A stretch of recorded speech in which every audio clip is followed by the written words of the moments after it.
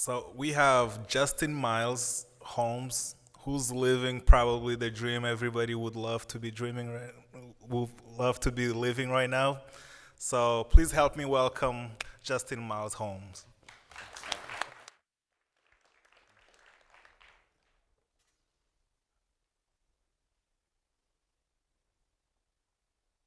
This is the bus.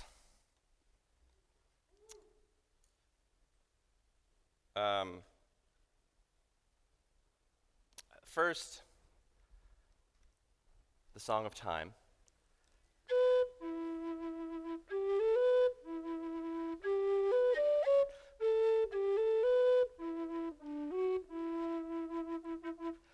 A reminder that we have a limited amount of time together here now and a limited amount of time on Earth. We, of course, lost John Perry Barlow this year, who I think gave, for my money, the greatest PyCon keynote in the history of PyCon, or at least that I know about. So let's get right to it. Let's talk about the bus. Now, of course, talks about hardware are not strangers to PyCon by any means, but this is a pretty big piece of hardware. There's a photo of the bus the day that I got it. It's an International 3800. That's the truck, which is used to make lots of things, not just school buses. It has Thomas coachwork, a Navistar T444 engine, which is also now called a PowerStroke 7.3. The total weight rating is 29,000 pounds, but we usually only have about 13,000, between 13 and 14,000 in it. It's diesel, gets about 11 miles to the gallon. And so, just quickly run you through our journey on the bus. We started in May 2016 in New Paltz, New York. We visited, I think, 35 states, maybe 36, dozens of national forest parks, all kinds of conferences, festivals, wonderful, beautiful get-togethers with lots of lovely humans across the continental US and a little bit of Canada. We ended December 2017 in Fresno, California at Derek Payton's house. He was really awesome at, he let us park our bus there for quite a while, and we used his hackerspace to continue to build on it. Our longest off-grid stretch was 71 days. And by off-grid stretch, I mean we didn't plug into the regular power grid. We didn't use any power from the alternator. So we didn't use any power derived from any petrochemicals at all. And that includes drinkable water, cold beer, and Star Trek, right? We have standards. So yeah, the fridge and the electronics all have to be working for us to count it as an off-grid day. This is Gabby Seymour-Moore. She painted a beautiful mural for us. She couldn't come to the talks, but she will be here for the sprints. This awesome mural that she painted, I think, won us a lot of goodwill around the country. Here we are in the Everglades. Here we are at the Tiny House Festival of Georgia, which is a pretty awesome gathering. We had lines out the door the whole day of people that wanted to see all kinds of things going on in the bus. Here we are camping at a state park in the Dakotas, under the redwoods, and of course last year at PyCon, many of you took the opportunity to hang out with us in the bus, and we really loved having those guests, all those guests at PyCon and elsewhere. Here's the primary crew, myself, my partner Chelsea, and our offspring Fibonacci. Interesting, Fibonacci most of Fibonacci's life has been in the bus. So that's kind of an interesting perspective to keep in mind. It's not something I'm going to go into in depth in this talk. But so here's a question for the audience. As I describe this journey in only a little bit of detail so far, how many of you think, either right now or recall having thought in the past when a similar journey was described of living in a tiny house or a bus or a van, how many of you think, oh, I've always wanted to do that? Raise your hand if that thought occurs to you, right? So it's, 90%, right? It's almost everybody. This is what everybody says. This is what the grocery store clerk says. This is what the gas station attendant says. This is what everybody that we talk to when it's parked somewhere. And it's a really hard thing to respond to. So a lot of the rest of my talk is just going to be kind of responding to that notion. I've always wanted to do that. First thing to think about is, well, why were we able to do it? Obviously, there's privilege at work, and I think I'd like to set a precedent that every PyCon talk include an element of how privilege helped the person achieve what it is they're showing off. We have personal privilege, like I work remotely, and I'm a fairly in-demand developer, and I never had a lot of the sort of ordinary economic concerns that you might have if you're working in one place at one job in one city. And of course, the political privilege that we enjoy. We're a white family driving around this nation's highways, largely without fear of being pulled over and eventually having an encounter that leads to incarceration. Statistically speaking, if you're a person of color, you're much more reasonable in having paranoia on that topic. And so we had the privilege of not needing to as much. Not to say I had no paranoia, by the way. And also, it's just easier than it's ever been to do this stuff. Right? There's videos on YouTube to do almost anything that you'd want to do on the bus. There is a community, a nationwide and of course worldwide, but for the purpose of this talk, nationwide community of Python people that you can look up. Any little town you go to, there's a Python meetup within 100 miles. You can drive there in a couple, I mean, I might not be going in that day, of course, but you can find contacts and say, hey, I'm in town and I'd love to show off the bus, if it's possible for me to get a shower, so on and so on. It's very easy to travel the country through the network of Python. And of course, Python to make all the systems go, to do what we need them to do. Python, we talk about how it can be used as a glue. We have a lot of glue in the bus, right? But the bus is a really good example of using Python for glue. So let's take a deep dive into just one of the systems. I thought probably the one that most people wanted to hear about is our power system. Okay, so here you see our breaker boxes. The one on the right is AC power, which we almost never use, and I'm not going to talk about. The device on the left is a shunt reader. The device in the middle is what I more want you to look at. That is our DC breaker. And if you look at the lower part of the picture, you can see a really big DC breaker. That serves as essentially an emergency shutoff, that red button there.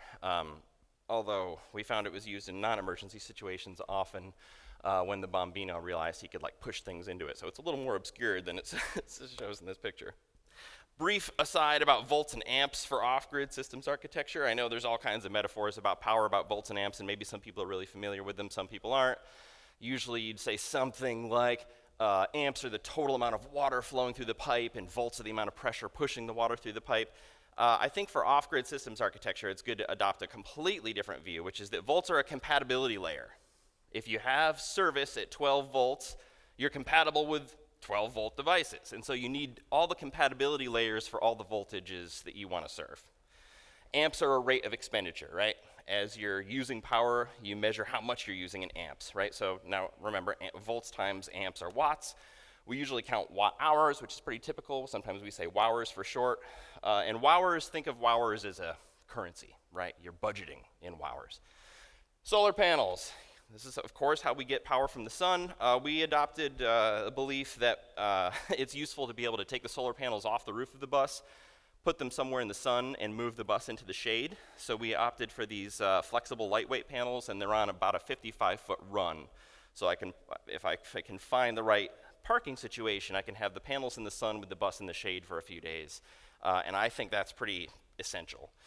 They're flexible, so they curve to meet the shape of the roof.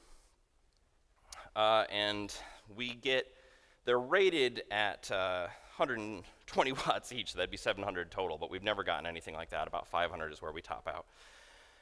Batteries, we opted for lead acid batteries.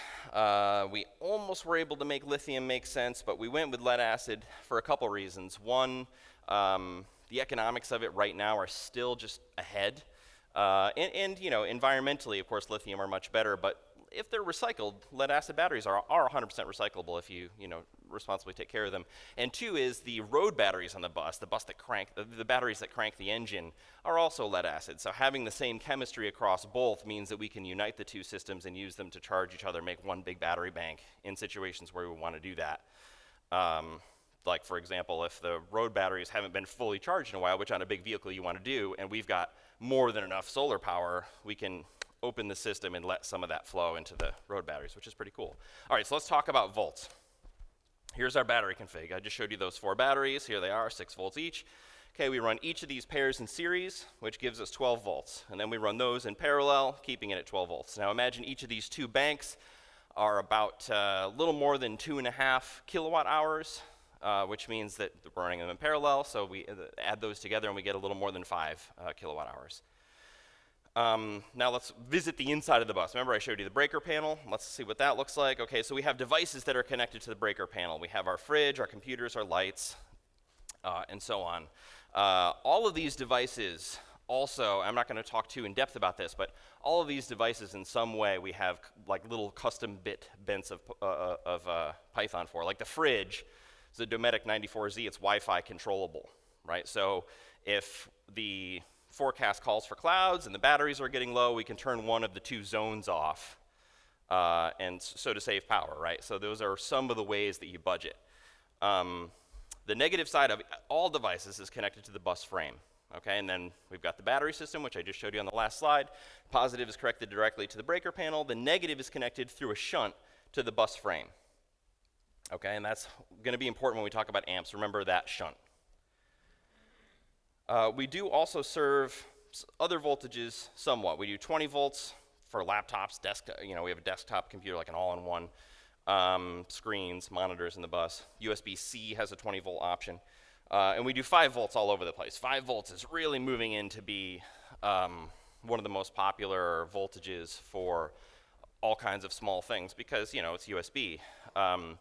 So all our lighting, pretty much all our lighting, not all our lighting, but close to all our lighting, all our LED strips, our Raspberry Pi, our Wi-Fi, BeagleBone, Black, all these things are all 5 volts. We almost never turn on our inverter. We almost never take power that's in our batteries and turn it into AC power. Now, inverter people will tell you that their inverter is like 99% efficient, and I think that it can be, but you're also plugging in an AC adapter to the other end of it. So you're going from batteries, DC, to AC through the inverter, then back to DC with the AC adapter. And these AC adapters that ship with your consumer-grade products are not meant for off-grid use, and are not, even if the inverter is 90% efficient, which I don't think it is, the AC adapter is going to take another 10 or 20% off the top of that. So we only ever turn the inverter on when we need to actually run an AC motor. Blender, coffee grinder, juicer for a few minutes at a time, that's it. Okay, now let's talk about amps. Okay, now we talked about that shunt, that the negative side of the battery connects to the frame through. Here's the battery system. Here's shunt number 1 for all our devices. Shunt number 2 we call our petrocharge shunt, so that's going to connect to the either our plug-in battery charger, if we're plugged in and charge the batteries, or alternator power. Okay, so you can see the arrow for number 1 is going toward the devices. The arrow for number 2 is going toward the battery system. Shunt number 3, which is what we hope all the power always goes through if we have enough sun, is for the solar system. Okay, here's an actual picture of it. I figured this picture was a little harder to explain, that's why I made the diagram. But you can see the 4 batteries in the back. The shunts there in the middle. That's the charge controller on the right. There's a closer up picture of the 3 shunts. That's what they look like, those 3 brass things. Okay, so shunts let you read how many amps are going through the system at that point.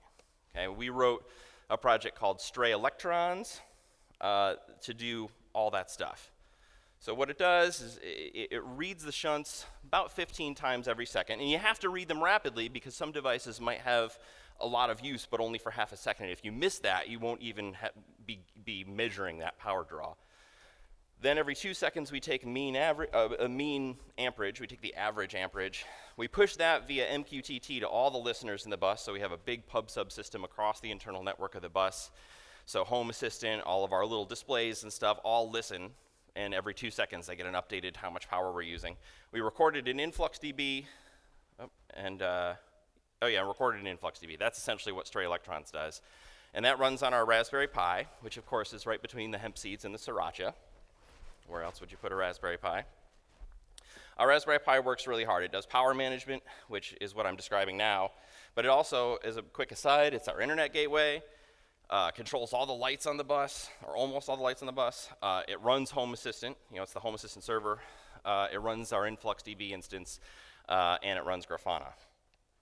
Okay, so here is what we mostly do with Grafana. This is our power consumption. Green is solar, brown is petrocharge, red is consumption, and the yellow is voltage. Okay, so you can see the voltage going up there when we started the engine later in the day, because we weren't getting enough solar, I guess, that day. So obviously that was not an off-grid day. And again, we did have 71 consecutive off-grid days. Here is a more typical day, right? Sun comes up and we get really nice sun, and then slowly it gets we get less, fewer and fewer amps from it throughout the day, and you can see the voltage climbing. So the voltage, you say it's a 12-volt system, but it's really like between 11.8 and 14 when you have a 12-volt system, depending on how much current, depending on how much charge the batteries have. Anybody want to guess what those little pillars of red are? Fridge, you know it. That's the refrigerator kicking on. Wow, that was fast. Yep, so there's the refrigerator kicking on, and it's a two-zone fridge, so you can see they happen not quite in pairs, but often they happen kind of close to in pairs. Here you can see I put a little purple snow cap on the top, and that is for battery inefficiency. The batteries are only 80% efficient, so when we're not powered by solar, when we're drawing only off the batteries, that reflects that we're only getting 80% efficiency. Here's Fibonacci showing the whole thing to Harry Percival at PyCon last year. Being in a national forest, far away from stuff, but with other people camping usually, far away from power, and feeling secure, knowing that you have everything that you need to work, to talk to your friends on the internet, to continue your personal growth journey that we all have by doing research that we do every day on whatever topics on the internet, having secure, dry food and refrigerated food is an incredible feeling.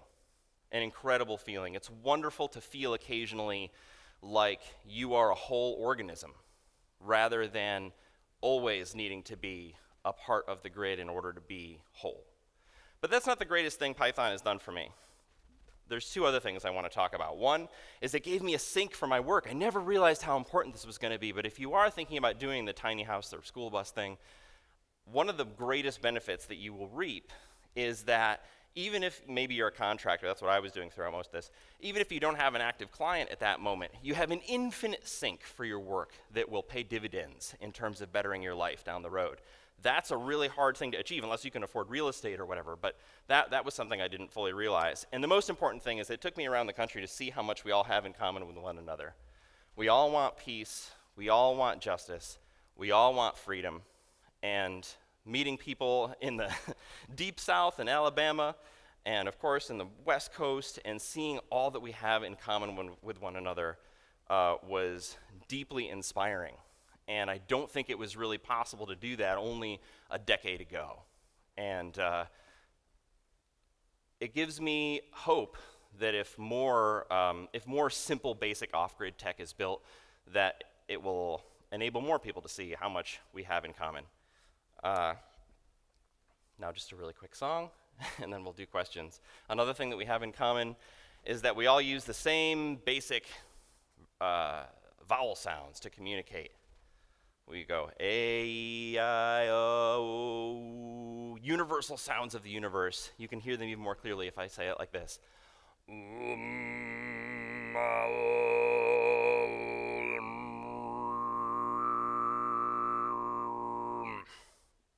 All right, thanks. Questions?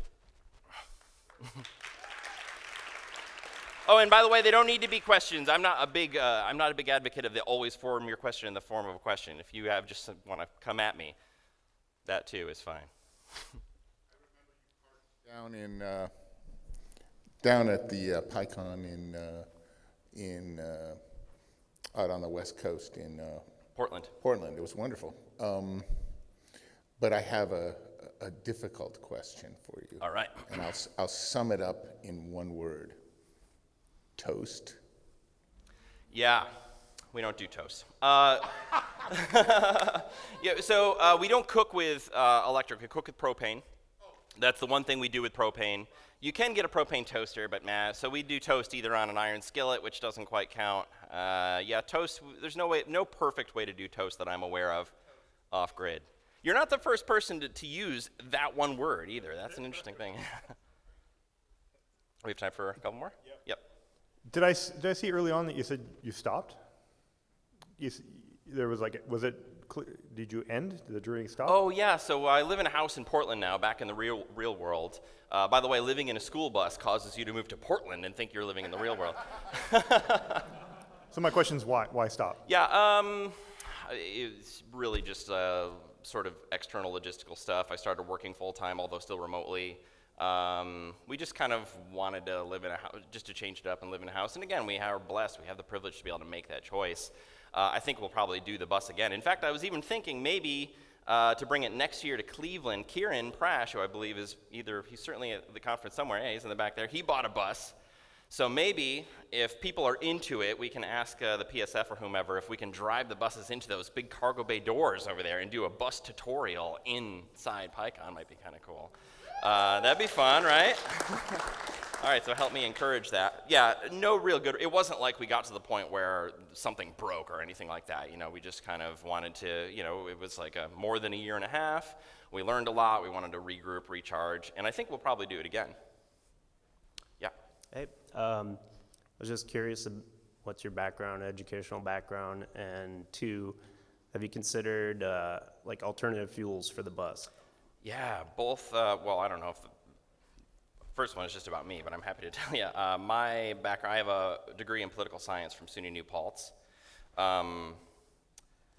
We have considered alternate fuel, yeah, it's just that when we were, so now I'd probably be more likely to consider it. Right now, the lowest hanging fruit was clearly solar because diesel was cheap. But as diesel gets more expensive, it makes more sense versus solar to consider alternate fuels. People have done biodiesel with the International 3800 T444E. In fact, I think they've done it with my exact bus. And so, it's definitely a cool idea. I'd like to go all the way to veggie oil even and do the, self-refining and stuff. But yeah, of course, diesel hacking and alternate fuels go hand in hand. But again, the reason we didn't do it was because it made more sense dollar for dollar. We were able to lower our carbon footprint more quickly with solar than we were with an alternate fuel. The only other question I had was, have you gone over to the Rock and Roll Hall of Fame? There's a very famous bus over there. I have not, but yes, I will have to go 10 see it. Kesey's original bus. So I'd recommend seeing it. I didn't even know that. It's across the street. I didn't know that. We'll have to go see it, yeah. Thank you. So I just spent a month in an RV that we fixed up. Yeah, one cool. of the things that we went with an RV instead of a bus was it was too darn hot. We had to have an air conditioner, had to run a generator.